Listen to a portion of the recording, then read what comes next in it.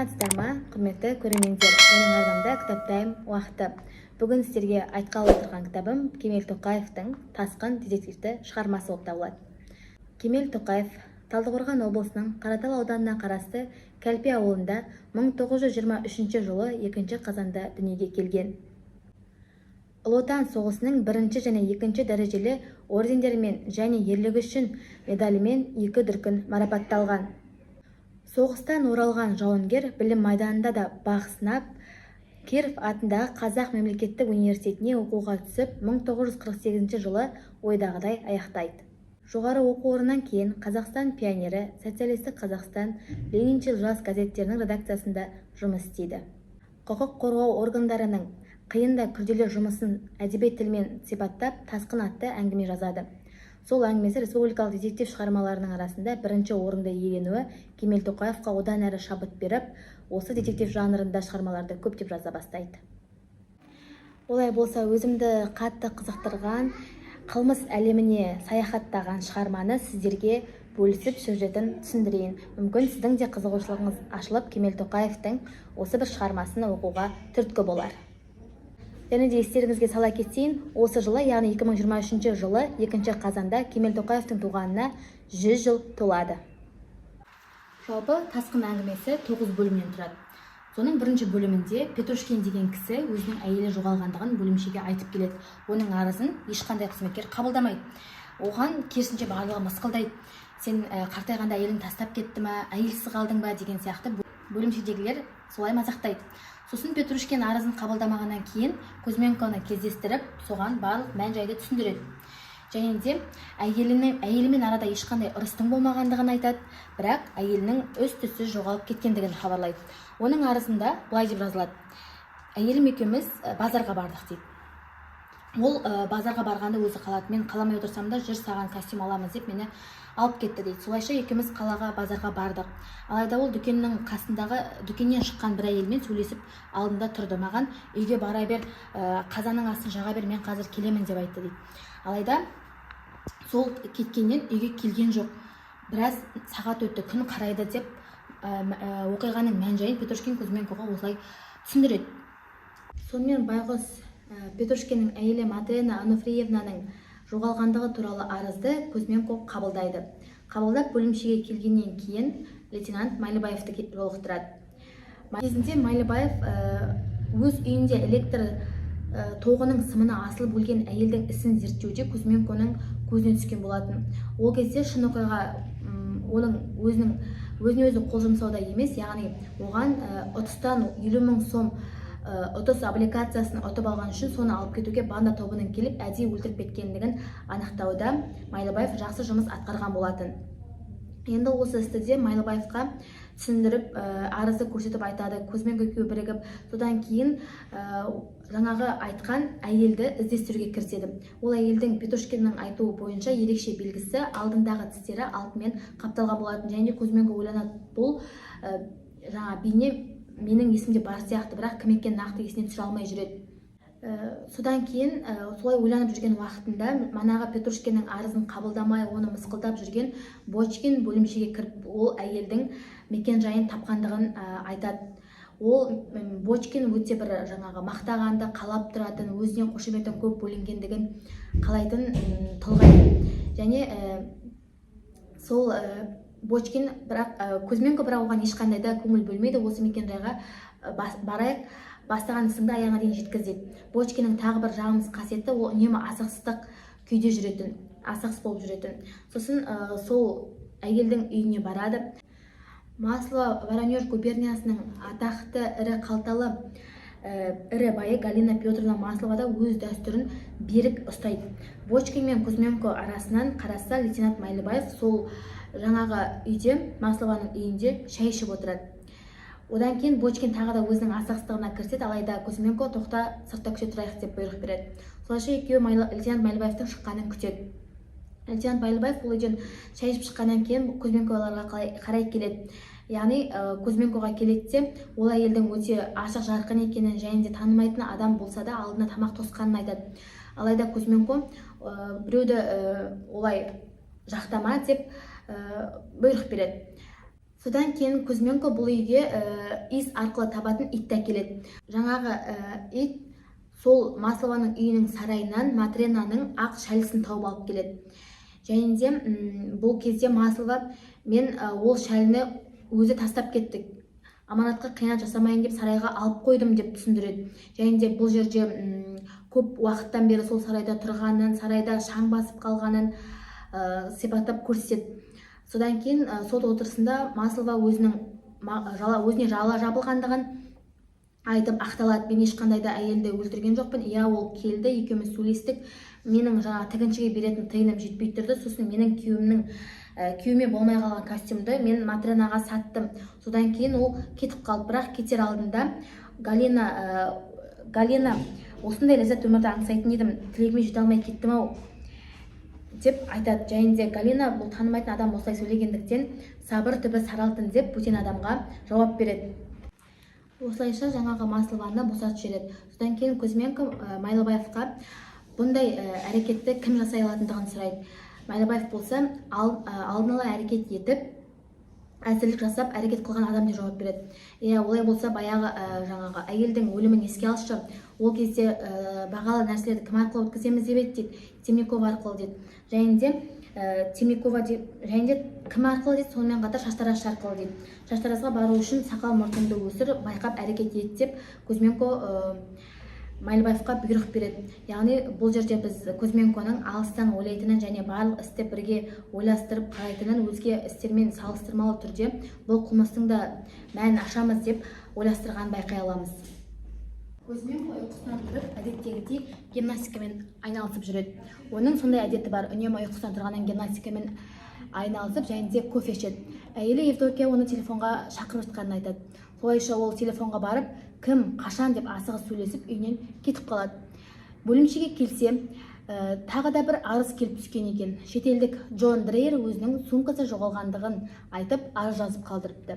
Ол сумкасы ешқандай, егер де барлық ақшамды қайтаратын болса, ол адамның үстінен шағым келтірмеймін деп жазған. Сөйтіп, сол жатқан қонақ үйге өзінің іс шетімен барады. Іс шетімен барса, іс шеті тек қана сол Джон Дрейердің бөлмесінің терезесіне қарап үре береді. Және де Джон Дрейер берген конфетті де мүлдем татып ауызға алмайды. Содан кейін ол Кондратьевке сол шетелдік өзі ұрлағанын немесе қайда қойғанын ұмытып қалған деп жеткізіп барады. Солайша Кузьменко осы істі де Майлыбаевқа тапсырып, мына болып жатқан барлық істерді бірге қарауларын сұрайды. Енді сенбі күні болады. Сенбі күні Майлыбаев өзінің сақал мұртын өсіріп шаштаразға барады. Шаштаразға барғаннан кейін ол жерде мынаны байқайды. 3 әйел адам бір бөлмеде, ал бір ер кісі бөлек бөлмеде отырады. Және де солай жан-жағына мұқият Майлыбаев зер салып отырады. Яғни өзіне ол дәлел іздеп отыр, айғақтар іздеп отыр. Сосын алдындағы айнадан сырттағы нәрселерді көз жүгіртіп отырғанын Майлыбаев байқап қалады.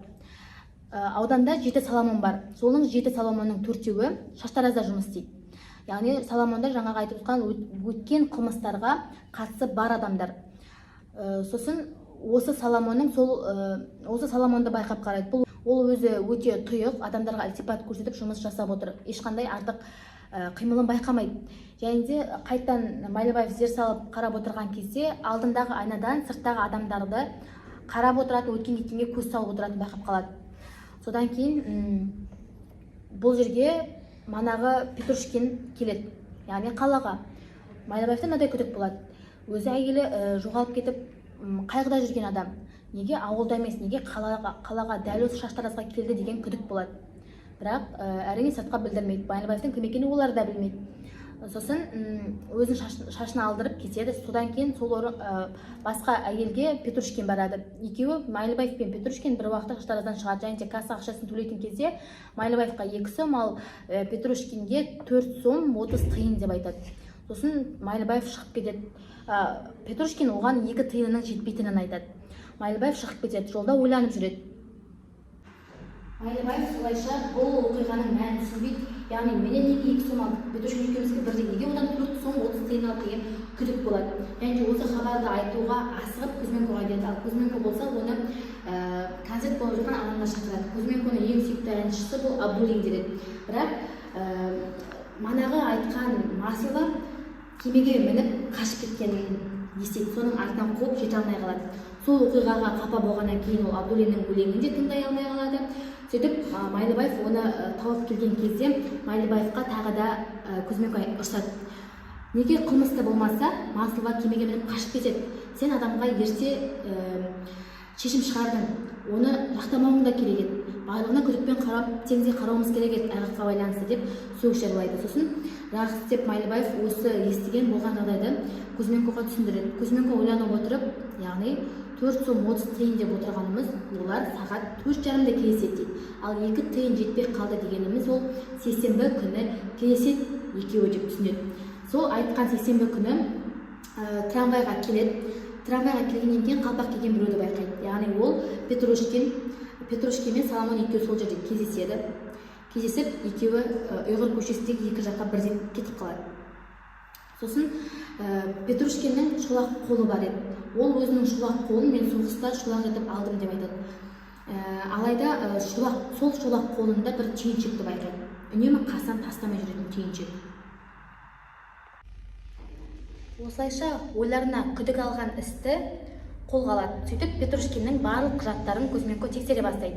Тексере бастаған кезде ол соғыста болып қолымды жараладым деген госпитальдарға хабарласса, олар архив өртеніп кетті деп жауап береді. Ал оны емдеді деген дәрігер менің есімде жоқ деп жауап береді.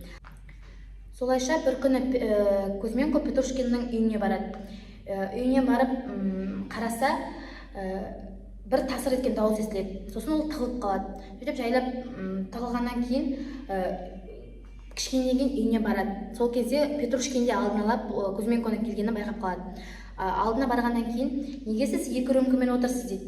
Бүгін әйелім Мадренаның туған күні еді, соның да құрметіне ішіп отырмын деп жауап береді.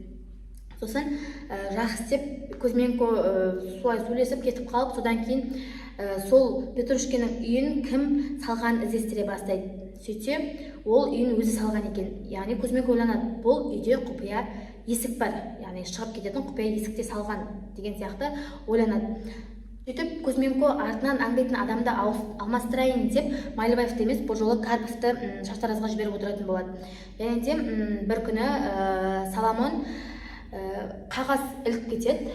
Сол қағазды ілген бойдан Майлыбаев, Петрушкин ол қағазды алып кетеді. Ол қағазды Майлыбаев оқыса, былай деген жазу бар: 4 бөлмелі студент іздеймін пәтер жалдап тұруға дейді. Сол номерге Майлыбаев хабарласса, ол үйдің иесі ол үйді алдақашан жалға беріп қойған, және де көптен бері ол адамдардың сол жерде тұрақты түрде тұратындығын айтады.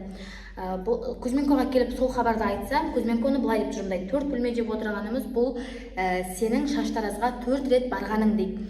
Ал студент деп отырғанымыз, студент болса жақсы, ал аңдушы болса қайтеміз деп қорқып отыр дейді. Мылтықты көрсеткені тезірек істі жақсы нәтижеге бітірейік деп айтқаны деп өздері тұжырымдайды. Және де Кузьменко Майлыбаевқа істі дұрыстап мән-жайын қайтадан тексеріп, абай болуды тапсырады. Майлыбаев асық шешім қабылдап бұл екеуін тұтқынға алайық дейді. Бірақ Кузьменко дәлелсіз, айғақсыз ешкімді де қамай алмайтындығын қаперге береді. Екі бөгде адамның тау бөктеріне кеткені туралы хабар алады. Және де іс шейтімен Кузьменко барады. Іс шейт бір жағымыз иісі сезіледі. Содан кейін іс шейті оны ескеген кезде уланып қалады. Зерттеуге берсе, бұл жерге аммиак төгілгені туралы баяндалады. Яғни бұл аммиактың етке ғана емес, адамға да өте зияны бар. Сол Джон Дрейерге келетін болсақ, Джон Дрейер осы Петрушкинмен қатысы бар адам болып шығады. Джон Дрейер саяхатшы. Бұл қасыма ешқандай да адам ертпеймін, өзім қыдырам, өзім аралаймын деп жауап береді. Алайда осы Петрушкинге Джон Дрейер келместен бұрын 2 рет бандерол келген болатын. Сол бандерол арқылы ол Петрушкин өзіне Джон Дрейердің келе жатқанын алдын ала сезеді. Және де кезінде Петрушкин отанымды қорғаймын, сатпаймын деп ант беріп, сол антты бұзғанын да есіне түсіреді. Осы болған оқиғаның барлығын ол әйелі Матренаға айтып берген болатын. Және де Матрена бұл сұмдық қой деп айтады. Енді осы жерден өзіңіз түсіне беріңіз. Бұл Матрена солай қорқып айтқаннан кейін, қорқынышта жүргеннен кейін, күйеуі Петрушкин мені сатып береді, маған қарсы шығады деген ниетте өзінің әйелін өлтірген болатын. Сосын сол қылмысты ашқаннан кейін тау бөктеріне қайтадан барады. Көзмен Майлыбаев былай келіседі. Машина ұрлағаны үшін Петрушкинді тұтқынға алады біріншіден. Петрушкин машина ұрлағаны үшін ба деген сияқты қатты бір күдік алмай емін-еркін отырады. Машинаны өзіме керек болғасын алып едім, қайтадан орнына қоямын деген сияқты ақталу жұмыстарын жүргізеді. Содан кейін Майлыбаев жаңағы шаштарашыны алып келейік дейді. Алайда шаштарашыны бір күннен кейін алайық, бізде оларға күдік ұялатпауымыз керек дейді. Содан кейін бір күннен кейін шаштарашыны да сондай қылмыспен бөлімшеге әкеледі. Содан кейін енді не істейміз, бұл екеуін қалай дәлелдетеміз дейді. Сол кезде екеуін бір камераға отырғызайық дейді. Екеуін бір камераға отырғызып, екеуі бір-бірімен сөйлескенін олар сырттан есту арқылы біліп қояды. Яғни әйелін өлтірген, әйелді тау бөктеріне жаңағы құмның арасына мәйітін жасырғанын барлығын өздері мойындап айтып береді. Солайша жаңағы қолынан тастамай жүретін түйіншегі сол әйелдің мүрдесі екен. Соны барып жаңағы тау бөктеріне машинамен барып соны жасыру үшін барады. Сөйтіп Майлыбаев пен Кузьменко екеуін бөлімшеге қамағаннан кейін әйелдің мүрдесін табайық деп жолға шығады. Сосын екеуі екі жаққа бөлінейік деп келіседі. Екеуі екі жаққа бөлінгеннен кейін Кузьменко жағымыз еске қарай жақындайды. Соны тауып жатқан кезде оған барыс жоғалады. Ол барыс Кузьменко екеуі төбелесе бастайды барыспен. Енді не дегенмен тау бөктерінде жүр, жабайы аңдар кездеседі дегендей. Сосын ол барыспен алысып жолысып жатып, ары қарай ештеңе есінде болмайды. Бір көзін ашса, ауруханада жатыр екен. Ауруханада не болғанын сұрайды медбикелерден. Сосын бірден Майлыбаев сұрайды, ол қалай, тірі ме деп. Сол кезде Майлыбаев та келеді. Яғни сол барыспен күресіп жатқан кезде су тасқыны болып, сол тасқын барлығын шайып кеткендігін айтылады. Шығарма осылайша қорытындыланады. Бұл шығарманы тасқын деп қоюын мен былай тұжырымдадым. Яғни тасқын бұл жер бетіндегі жамандықтардың барлығын жойып алып кетсін, ешқандай қылмыс болмасын, ешкімге зиянын тигізбесін деген мақсатта тасқын жүріп өткен шығар. Мүмкін жаңа қылмыстыларды қолға түсірді, енді жер беті тазарды деген мағынада тасқын деп шығарманың атын қойған шығар деген менде түсінік бар. Яғни мен бұл шығармаға сіздерді қызықтыра алдым деп ойлаймын. Алдағы уақытта осы шығарманы оқып, маған да кері байланыс қалдырыңыздар. Бұл детективті жанрдағы шығарма адамның жалпы ойлауына көп пайдасы тиеді екен. Сіз тек қана сюжет қуаламай, сонымен қатар ойланасыз, неге ол әйелін өлтірді, Джон Дрейердің оған не қатысы бар, шаштарашының оған не қатысы бар, неге бәрі бұлай болып кетті, Петрушкиннің шындығында қолына не болды, қолы неліктен шолақ. Егер де ол жаңағы госпитальдағылар да білмесе, дәрігер де білмесе, расында не болды оған, не үшін ол қылмысты, осы сұрақтың масылы не үшін қашып кетті, ол сұрақтың барлығы сіздің өзіңізді ойландырып қояды. Сол үшін де өзіңіз де бара-бара детектив болып кетуіңіз мүмкін. Сол үшін барлығына осы Кемел Тоқаевтың Тасқын әңгімесін оқуды кеңес беремін. Сіздермен бірге болған мен Дәметкен Бекбаева, менің арнама қосылып пікір қалдыра кетіңіздер. Алдағы уақытта өзге де шығармаларға осылай кітап тайм жүргізетін боламын. Рахмет, сау болыңыздар.